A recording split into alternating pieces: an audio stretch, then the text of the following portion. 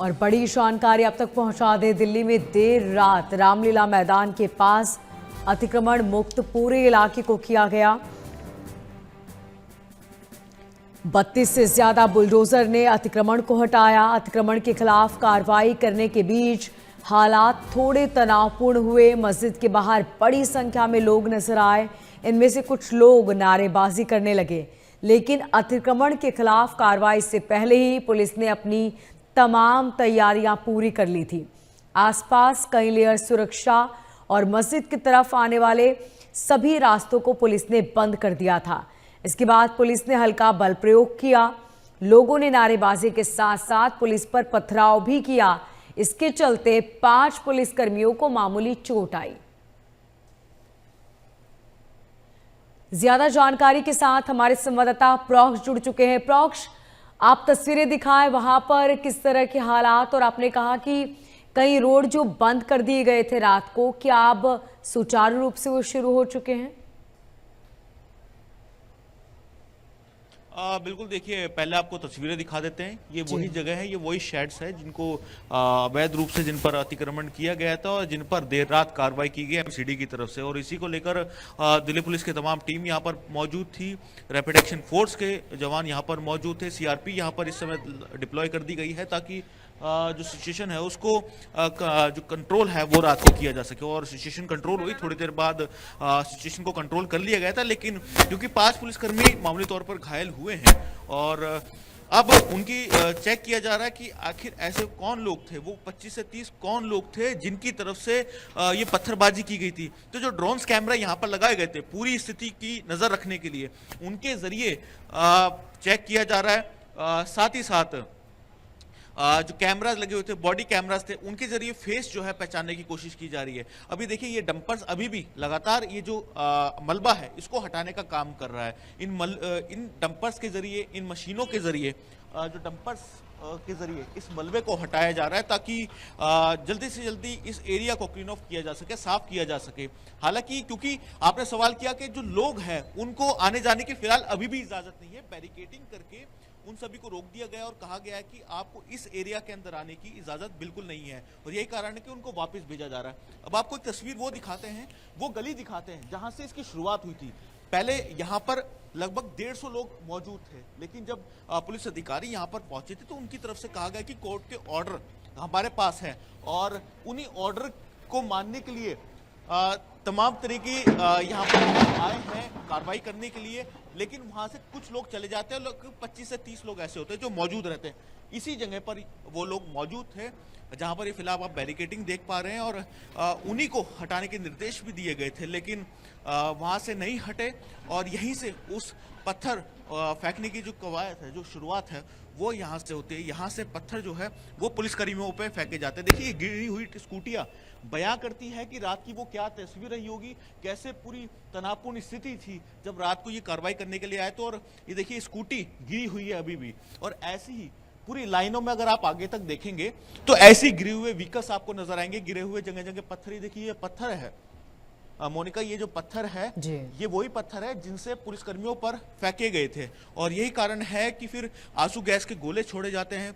Rapid action force की तरफ से कार्रवाई की जाती है, पुलिस की तरफ से कार्रवाई की जाती है, लाठीचार्ज किया जाता है और जितने भी लोग थे जो पत्थरबाजी कर रहे थे वो वहां से भागते हैं। लेकिन क्योंकि ड्रोन्स कैमरा थे, बॉडी पर कैमरा थे, उनके जरिए अब चेक किया जा रहा है कि आखिर वो कौन लोग थे। 5 लोगों की पहचान की जा रही है, चांदी महल के बताए जा रहे हैं, लेकिन क्योंकि फुटेज के आधार पे उसको कंफर्म करेंगे क्या ये वही लोग हैं। देखिए स्कूटी जगह जो गिरी हुई है ये वही तस्वीरें हैं जब रात को तनावपूर्ण स्थिति बनी थी, जब एमसीडी की टीम यहाँ पर पहुंची थी पूरी कार्रवाई करने के लिए, अवैध निर्माण को तोड़ने के लिए। और ये वही गली है जहां से वो सभी लोग आए थे और यही कारण है कि अभी भी यहाँ पर रैपिड एक्शन फोर्स के जवान, सीआरपी और दिल्ली पुलिस के जवान हैं वो यहाँ पर तैनात किए गए हैं।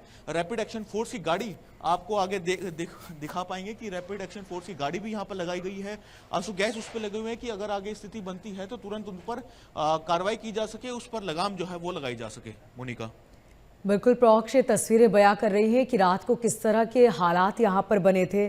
कहा यह भी जा रहा है प्रोक्ष कि सीसीटीवी में कुछ लोगों की तस्वीरें रिकॉर्ड हुई है जो हमलावर थे, जो पत्थरबाजी कर रहे थे, उनकी पहचान हुई है और 10 लोगों को हिरासत में लिया गया है। इसको लेकर क्या जानकारी?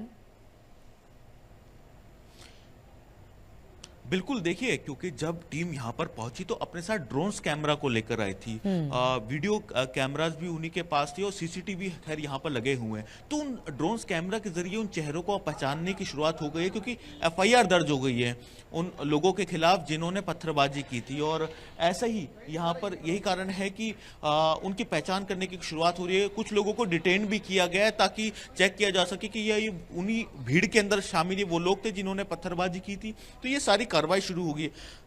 कुछ ही देर पहले डीसीपी यहां पर पहुंचे थे, उनकी तरफ से भी कहा गया है कि एफआईआर दर्ज कर ली गई उन तमाम सेक्शंस के अंदर जिस कारण से यहां पर ये पूरी की स्थिति तनावपूर्ण बनी थी।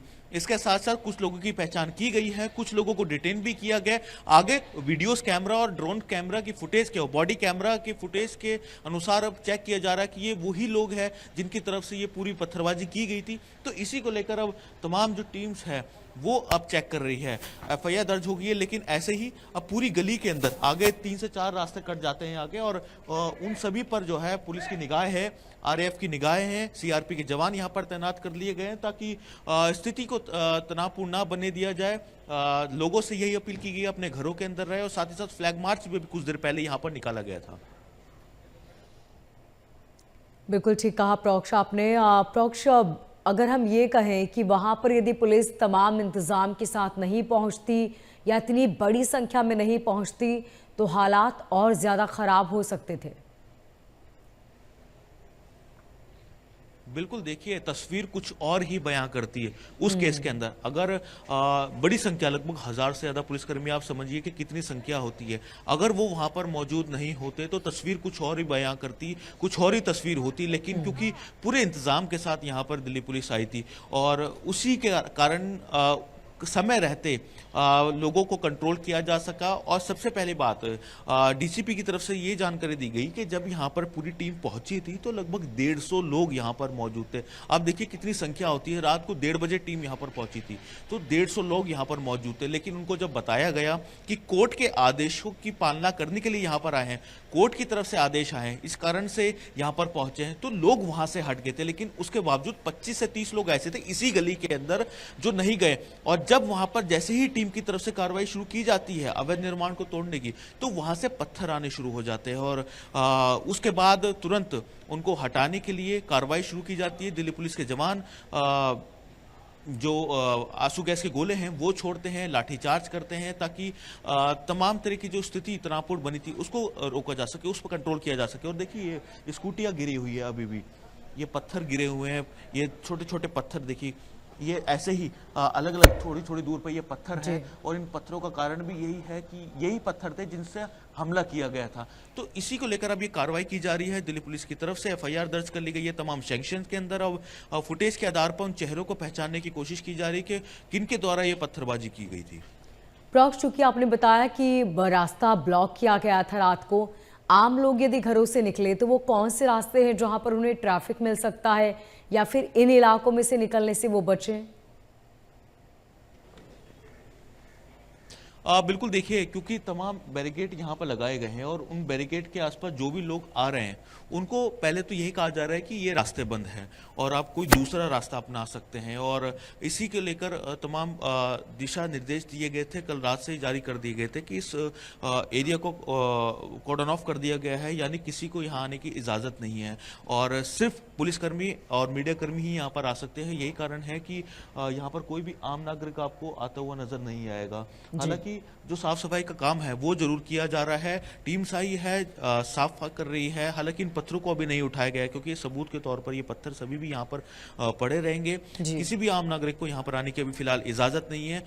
जल्दी से जल्दी मलबे को हटाया जा सके, इस एरिया को फिर से शुरू किया जा सके, यही कारण है कि मशीनों के जरिए लगातार ये काम चल रहा है। जो डंपर्स है वो लगातार काम कर रहे हैं। डंपर्स के जरिए इस मलबे को, जो काफ़ी संख्या में मलबा है, उस मलबे को हटाने का जो काम है वो फिलहाल अभी भी चल रहा है। और यही कारण है कि अभी भी आरएएफ के जवान, सीआरपी, क्योंकि जब पत्थरबाजी हुई तो सीआरपी को भी यहाँ पर डिप्लॉय कर दिया गया और दिल्ली पुलिस के जवान यहाँ पर पहले से ही मौजूद थे। तो तमाम टीमें जो है यहाँ पर पहुंची हुई हुई है और स्थिति को अपने हाथों में लिया हुआ है ताकि ऐसी रात वाली स्थिति यहाँ पर ना बन सके।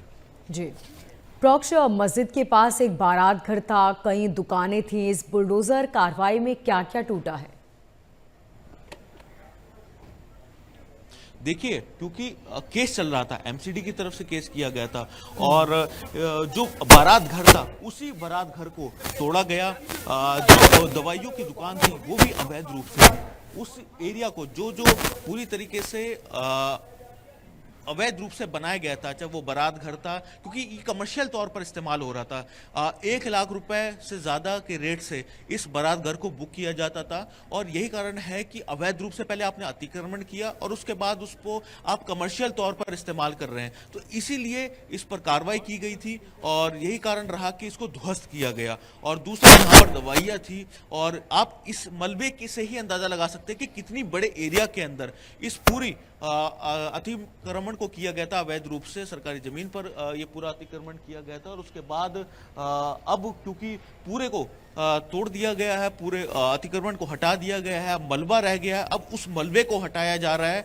ताकि जल्दी से जल्दी इस रास्ते को साफ किया जा सके और कोर्ट के आदेश को पालना करने के लिए यहाँ पर देर रात ये जो टीम है वो पहुंची हुई थी। बिल्कुल प्रोक्ष, आप नजर बनाए रखिएगा। फिलहाल बहुत शुक्रिया तमाम जानकारी के लिए।